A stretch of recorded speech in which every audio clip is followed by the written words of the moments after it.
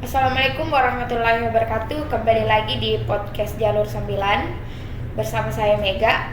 Kali ini kita akan membahas terkait polemik data pemilih. Sebentar lagi di seluruh Indonesia akan mengadakan Pilkada serentak tahun 2024. Nah, tentu sekarang sudah masuk pada tahapan pencocokan dan penelitian data pemilih. Nah, sudah muncul banyak polemik yang terjadi terkait data pemilih itu sendiri. Untuk mengupas tuntas terkait data pemilih dan pengawasannya, kita sudah mengundang seorang narasumber, Pak Saiful Jihad. Selamat siang, Pak. Selamat siang, Assalamualaikum warahmatullahi wabarakatuh. Waalaikumsalam warahmatullahi wabarakatuh. Sehat, Kak? Alhamdulillah sehat. Mega gimana? Sehat? Alhamdulillah sehat juga. Di tengah kondisi pengawasan, Pak Saiful Jihad menyempatkan waktu untuk hadir bersama-sama kita di podcast Jalur 9. Nah, ini kita akan bicara nih, Kak, tentang polemik data pemilih. Banyak informasi nih yang kita dengar kalau bicara soal data pemilih. Apa sih pentingnya orang melakukan pencocokan data penelitian? Kemudian katanya di dalam data pemilih itu banyak sekali unsur-unsur politik sehingga tidak ada keakuratan data. Tapi sebelum Kak Saiful menjawab nih tentang isu-isu yang bermunculan ini, kita mungkin Kak Saiful bisa menjelaskan dulu tentang apa sih itu pencocokan data, apalagi namanya, dan penelitian data pemilih itu sendiri. Baik, teman-teman sekalian, saat ini tahapan pencocokan dan penelitian di tingkat Pantarlih di masing-masing TPS lagi berjalan. Kenapa ini dilakukan? Tentu semangatnya adalah data yang dikeluarkan oleh Depdagri, kemudian disampaikan ke KPU, kemudian KPU mensinkronkan data yang dimiliki KPU dari DPT terakhir kemarin, ditambah dengan DPK, ditambah dengan data-data yang data potensial, itu adalah kemudian melahirkan data pemilih. Data pemilih ini yang dibawa oleh teman-teman Pantarlih ke bawah untuk dilakukan verifikasi, menguji keabsahan apakah data yang dimiliki ini sesuai dengan konteks lapangan. Jadi teman-teman Pantarlih dibentuk untuk membawa data itu. Datanglah dari rumah ke rumah, memastikan setiap kakak yang sudah ada di data itu, kemudian dilihat apakah sesuai datanya atau tidak. Apakah data pemilih yang ada di daftar pemilih yang dibawa ini faktanya di lapangan sesuai atau tidak? Apakah tidak ada lagi orang yang sebenarnya sudah TMS, meninggal, pindah, masih terdata? Atau sebaliknya, apakah ada orang yang sebenarnya punya hak di bawah tapi tidak terdata dalam data pemilih? Nah, ini semua diharapkan itu dilakukan pencocokan penelitian oleh petugas Pantarlih. Nah, selain itu, ini juga perlu disinkronkan. Mungkin data pemilih, kan kemarin ini kita dari pemilu kemarin Februari, TPS itu kan maksimal 300. Nah, sekarang ini kan oleh putusan KPU 500 sampai 600. Bahkan ada sampai 600 lebih. Ada data yang sempat kami lihat dipantau di beberapa titik. Nah, ketika turun bisa jadi ada satu kampung dengan kampung lain karena hanya jumlah pemilih dilihat maka digabung. Nah, ini juga menjadi catatan teman-teman Pantarlih, diharapkan mencatat itu untuk menyampaikan fakta di lapangan. Karena kan tagline yang dimiliki KPU maupun Bawaslu kan semangatnya adalah jaga hak pilih, kawal hak pilih, lindungi hak pilih. Nah, salah satu upaya kita melindungi adalah memastikan data pemilih yang ada disesuaikan dengan TPS. Jika tidak sinkron TPS-nya, mestinya dia memilih di sini, tapi dia terdata di sini, kan memungkinkan untuk melakukan cross check kembali, untuk mengatur kembali agar pemilih yang semestinya di sini dari sini dibawa ke sini. Itu bisa dilakukan. Itu salah satu tugas dari Pantarlih. Nah, inilah yang kemudian kami di Bawaslu melakukan pengawasan, memastikan ini berjalan. Model pengawasannya kita ada beberapa. Ada model pengawasan melekat, mendampingi langsung. Ada model pengawasan dalam sistem uji petik. Kenapa ini dilakukan? Karena petugas Bawaslu terbatas. Hanya satu PKD setiap desa kelurahan. Sementara setiap desa kelurahan bisa puluhan Pantarlih. Jadi secara jelas tadi sudah disampaikan Ya. oleh Pak Saiful bagaimana teknik pencocokan dan penelitian data pemilih selama bulan Juni dan bulan Juli juga. Nah, kemudian juga tadi sudah disampaikan nih Yap. sudah terkait bagaimana tugasnya Bawaslu Iya. kemudian di lapangan. Nah, kalau misalnya tadi Pantarlih ini sudah dijelaskan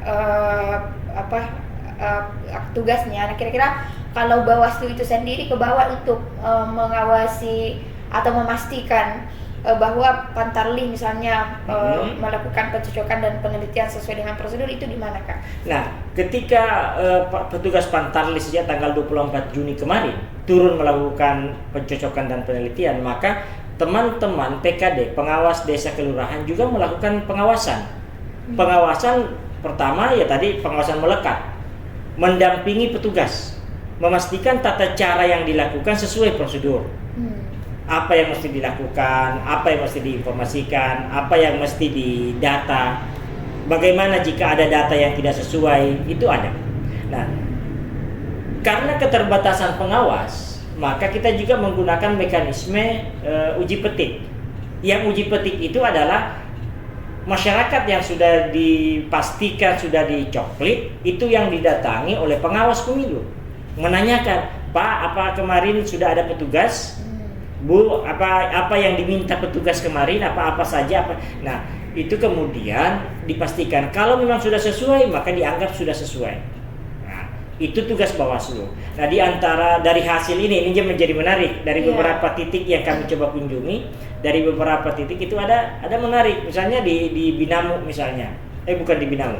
Di Rumbia, Kecamatan Rumbia Jeneponto. Panwas sampai kemudian merekomendasikan atau memberi saran perbaikan agar dilakukan pencocokan dan penelitian ulang untuk 8 keluarga. Kenapa? Karena ketika petugas turun, petugas tidak menjelaskan apa sih tujuan mereka. Dia hanya meminta KTP, KK, dicek, kemudian dikembalikan tanpa memberi informasi kepada penduduk apa tujuannya. Sehingga ketika pengawas datang menanyakan, oh hanya begini Pak, hanya begini Bu. Sehingga kemudian setelah dilakukan lalu pengawas memberikan saran perbaikan kepada petugas Pantarlih untuk melakukan pencocokan dan penelitian ulang. Jadi itu contoh ya, tentang apa yang misalnya dilakukan. ternyata di pengawasan di bawah ini ada sesuatu yang ada pencocokan dan penelitian yang tidak dilakukan sesuai dengan prosedur kalau temannya Bawaslu. Nah, apakah prosedur itu dalam pencocokan dan penelitian data itu sangat penting, Pak? Karena saya pernah bertemu dengan teman saya di KPU Bang. Sebenarnya kan bukan di situ pentingnya di prosedur, tapi substansinya adalah kita memastikan saja bahwa memang tetap ada hak pilihnya orang. Iya, sebenarnya begini. Pantarlih ini petugas KPU loh. Jadi kalau saya bukan hanya misi pokoknya mendata, tapi ada ruang sebenarnya menjelaskan, karena banyak orang di bawah ini yang mengira mereka ini pendata untuk diberi sumbangan, bansos sama segala, sehingga mereka tidak tahu. Nah, kalau mereka diberitahu, maka mereka juga akan proaktif menjelaskan, oh ada anak saya tidak terdata di sini misalnya. Mungkin tidak terdata di namanya, bagaimana caranya? Kan bisa saja ada hal-hal semacam itu. Oh ini ada keluarga saya ini di dalam KK, tapi dia sudah tidak ada karena dulu ada ketika dia sekolah di sini, dia masuk di KK saya. Sekarang karena dia sudah dia sudah, kan bisa dijelaskan di situ. Jadi tidak sekedar mengambil itu, tapi perlu penjelasan. Nah, itu kenapa kemudian diatur prosedurnya. Jadi setelah mereka memastikan, mereka menjelaskan, kemudian mereka ada form ditandatangani, setelah dipastikan semua kemudian ditempeli. Kan itu ada aturan-aturan yang sudah diatur dalam PKPU terkait dengan pemutakhiran data pemilih. Termasuk misalnya kan data-data. Dari situ misalnya ketika penduduk ini sudah pindah atau tidak ada data kependudukannya, apa yang dilakukan? Itu semua kan bisa mencatatnya, kemudian menyampaikan nanti siapa dikoordinasikan untuk kemudian misalnya kami ke Bantaeng, ada suatu rumah tangga tidak punya adminduk, data kependudukan. Nah, kalau ditinggalkan saya kan tidak mungkin. Mestinya itu dicatat, kemudian disampaikan ke pihak-pihak terkait agar kemudian mereka bisa diproses administrasi kependudukannya. Oke, Kak. Nah, tadi artinya ketika Pantarlih melakukan pendataan tapi tidak sesuai dengan prosedur sesuai tadi yang dijelaskan oleh Kak Saiful, itu ternyata berpotensi untuk menghilangkan hak pilih orang, termasuk juga yang misalnya pindah yang tidak sempat terdata. Jadi bukan hanya soal sekedar prosedur, tapi di prosedur itu terdapat substansi sebenarnya. Prosedurnya justru substansi. Iya. Jadi prosedur tata cara itu ada substansi yang harus dilaksanakan, karena kan sebenarnya menurut saya ini juga ruang teman-teman Pantarlih mengajak, meyakinkan masyarakat untuk bisa datang memilih. Jadi kan bisa menjadi ruang sosialisasi. Pantarlih ini dari rumah ke rumah. Soalnya masif, kalau ini betul-betul dimanfaatkan untuk mensosialisasikan, itu juga akan sangat masif. Nah, salah satu nih kalau teman-teman Pantarlih kan sempat mengatakan bahwa memang kalau misalnya kita sedang melakukan pencocokan dan penelitian data, itu beratnya luar biasa, susah untuk ditemui, kadang-kadang juga kadang-kadang juga tidak dibukakan pintu atau mendapatkan yang kadang perlakuan-perlakuan yang tidak baik. Nah, kira-kira kalau misalnya melihat seperti itu, Kak, kenapa sih masyarakat ini harus menerima Pantarlih untuk melakukan pencocokan dan penelitian data yang begitu? Iya, sebenarnya begini. Ini juga menjadi catatan kita ya terkait dengan pemutakhiran data pemilih ini. Kan pemilu lalu sudah pelaksanaan pemilih. Dan data ini juga sebenarnya sudah dilakukan cross check, sudah dilakukan pencocokan penelitian di tahapan yang lalu. Nah, maksud saya gini, kenapa data kemarin pemilihan kemarin ditambah dengan DPK, ditambah dengan potensial, kan sudah clear itu. Tapi kan kemudian ini data baru dari Kemendagri, dari Disdukcapil masuk kembali, disandingkan ulang, sehingga memungkinkan ada orang yang sudah dibersihkan yang lalu masih muncul, orang sudah meninggal muncul lagi, sehingga kan selalu saya kenapa ini tidak selesai data pemilih, maksudnya clear. Nah, mungkin ini menjadi catatan kita untuk bagaimana penataan adminduk lebih baik, sehingga itu kemudian mudah diolah dan untuk kepentingan apapun bisa digunakan dalam bingkai kepentingan negara. Sesuai tadi yang di awal saya sempat bilang, Kak, kalau misalnya sebenarnya yang banyak yang menganggap bahwa data ini sebenarnya penuh dengan intrik politik itu sendiri. Nah, kira-kira bagaimana Kak Saiful melihat, tadi kan juga disampaikan bahwa harus kita menerima data yang baru, sementara sebenarnya waktu pemilu lalu sudah ada data yang harusnya sudah ditambah-tambah saja supaya sinkron. Apakah betul-betul kalau Kak Saiful melihat ini ada intrik politik di dalam pemutakhiran data pemilih itu sendiri? Sejauh ini saya tidak melihat ya terkait itu. Kalau saya lebih melihat pada manajemen tata kelola data kita, data kepemiluan kita, data kependudukan kita. Karena kan masih ada kita temukan kemarin setelah di lapangan ada orang yang sudah meninggal masih ada di dalam, ada orang yang kemudian ganda, beda nicknya di KTP, beda nicknya di KK. Kan ini masih ada semacam ini fakta-fakta di lapangan. Saya coba tanya kenapa bisa begitu, Pak, ketika dia ada orang yang namanya ada di kakak orang tuanya, ketika dia nikah buat kakak baru. Nah, ini sehingga namanya jadi ganda. Nah, kenapa ini terjadi? Sekali lagi tata kelola dan manajemen pengelolaan data kita yang menurut saya mungkin ke depan bisa lebih baik lagi. Sejauh ini saya belum melihat intrik politik untuk kepentingan itu. Kenapa namanya? Yang kan itu data itu juga yang selalu diolah. Data-data itu juga. Nah, termasuk enggak tahu mekanisme karena KPU ini kan menarik sebenarnya, tapi ini mungkin ke depan. Pemilu sekian orang per TPS, pemilihan sekian orang per TPS, sehingga kadang kemudian dalam 1 tahun kita ini merombak data TPS. Itu terjadi.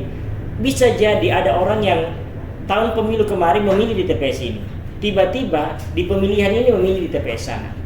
Dia datang ke sini tidak ada namanya, karena mungkin dia merasa tidak ada namanya, dia pulang ke rumah. Akhirnya dia tidak datang, padahal namanya ada di sana. Ini karena pendataan TPS. Tapi inilah kebijakan yang dibuat kita hanya melaksanakan di lapangan, memastikan nama orang ada. Tapi mungkin kalau kita mau memberi rekomendasi, salah satu rekomendasi kita, kenapa tidak dipatenkan TPS sehingga orang kemudian sudah tahu kalau saya memilih di sini. Kalau saya memilih di sini, tidak berpikir, oh ada ternyata saya sudah pindah nama saya di sana. Nah, hal-hal semacam itu mungkin perlu dipikirkan ke depan oleh penyelenggara pemilu di tingkat pusat untuk merumuskan, membuat aturan terkait. Ya. Nah, tadi disampaikan bahwa banyak sekali sebenarnya persoalan di dalam data itu, pemilih ganda, ataupun tadi juga di Pantarlih misalnya tidak ada yang tidak melakukan sesuai dengan prosedur. Nah, kira-kira bagaimana Bawaslu menindaklanjuti misalnya kasus-kasus seperti itu, Kak? Ya, kita punya tanggung jawab sepanjang itu kemudian kita punya data hasil penelitian, kita akan sampaikan saran perbaikan kepada teman-teman KPU. Termasuk ini kami juga minta titipkan ke teman-teman di bawah ketika melakukan pengawasan uji petik, melakukan memastikan bahwa TPS itu mudah diakses. Ada kampung kami temukan di Jeneponto, kampung ini ada di sini. Yeah. Kalau TPS-nya ada di sini, kalau dia mau ke sini, dia butuh melewati satu kampung lain dan kampung lain ini adalah beda kecamatan, sehingga dia keliling ke sini untuk sampai itu sekitar 5 km. Iya. Ada lebih 100 pemilihnya. Ada juga di Bantaeng yang kami temukan satu kampung sekitar 5 km. Memang sudah aspal. Kalau ini tadi belum aspal jalannya, masih agak sulitlah diakses. Nah, maksud saya catatan semacam ini kami temukan di lapangan dan kami akan sampaikan ke KPU. Tolong dong ditambah TPS-nya. Jangan sampai karena memisahkan orang ini dari TPS yang jauh dari lingkungannya sehingga kemudian orang tidak datang memilih. Sekali lagi semangat, saya sering sampaikan ke teman-teman, jaga hak pilih, lindungi hak pilih, kawal hak pilih itu bukan hanya sekedar tagline, bukan sekedar tagline, tapi harus terimplementatif di lapangan. Oke, berarti Bawaslu sudah melakukan pengawasan di lapangan, dan salah satu hal yang dilakukan adalah memberikan saran perbaikan. Saran perbaikan jika tidak sesuai. Iya, dan apakah saran perbaikan itu mesti dilakukan oleh KPU atau kalau misalnya ada saran perbaikan dari Bawaslu? Mestinya dilakukan, apalagi kalau sudah sampai, karena kita ada beberapa mekanisme untuk perbaikan. Bisa saran perbaikan ini bisa tertulis, bisa lisan. Meski sebenarnya kami masih mengharapkan teman-teman supaya ada dokumen tertulis. Yang kedua, jika saran perbaikan tidak dilakukan, bisa keluar rekomendasi, dan rekomendasi itu wajib dilaksanakan. Karena kalau tidak dilaksanakan bisa berkonsekuensi, bisa ada pidananya pada mereka dan bisa pelanggaran etik yang bisa diproses. Nah, bagaimana itu Kak, kalau misalnya ada aturan tidak yang menjelaskan tentang pelanggaran yang dilakukan ketika misalnya menghilangkan hak pilih? Iya, di pasal 178 itu kan jelas pidana dengan sengaja menghilangkan hak pilih orang. Bahkan di 177B ya kalau tidak salah, 177B KPPS atau PPS yang tidak memverifikasi, melakukan rekapitulasi terhadap data pemilih itu bisa kena pidana. Jadi ada pasal-pasal pidana di Undang-Undang Nomor 10 2016 berkaitan dengan jika kemudian menghilangkan hak pilih atau tindakannya yang mengakibatkan hak pilih seseorang menjadi hilang. Oke. Nah, sekarang kan ada nih banyak yang sudah dilakukan oleh Bawaslu. Nah, kita juga sudah berada di era digital nih, Kak. Nah, era teknologi. Nah, bagaimana kira-kira Bawaslu memanfaatkan era teknologi ini? Misalnya kan sekarang kalau tadi misalnya kawal hak pilih itu kan bukan hanya dilakukan oleh Bawaslu tapi melibatkan elemen masyarakat. Nah, kira-kira kalau misalnya juga sekarang kan kalau rata-rata ada yang mau melapor, kita melapor di mana sih? Nah, apakah teknologi itu dimanfaatkan Bawaslu untuk? Ya, sebenarnya kita mendorong partisipasi aktif masyarakat, karena sekali lagi kalau hanya Bawaslu yang diharapkan dengan keterbatasan sumber daya yang dimiliki, maka bisa jadi ada yang tidak bisa. Bayangkan misalnya di Laikang di Makassar ini, Laikang ini ada 40 lebih TPS. Yang lalu itu kan 80 lebih. Sekarang 40 lebih TPS. Satu TPS 2 pantarlinya. Sementara Laikang pengawasnya hanya 1. Jadi bisa dibayangkan 80 lebih pantarli yang harus diawasi oleh satu pengawas desa kelurahan. Kan tidak mungkin melihat semua ini dengan kaveran banyak ini.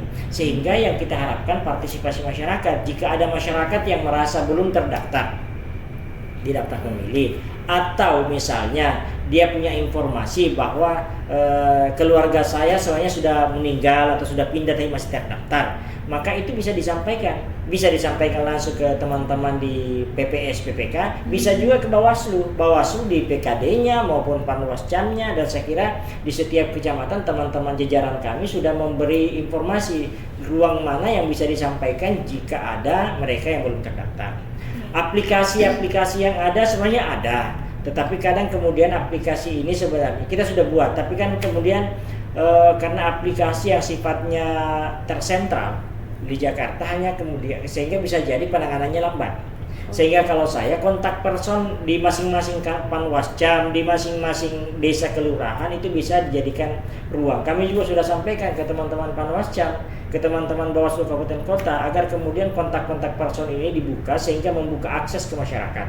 Agar jika ada yang mereka perlu sampaikan, informasikan atau laporkan, itu mudah bagi mereka menyampaikan. Termasuk di posko kawal hak pilih. Posko kawal hak pilih kita sudah buka. Iya.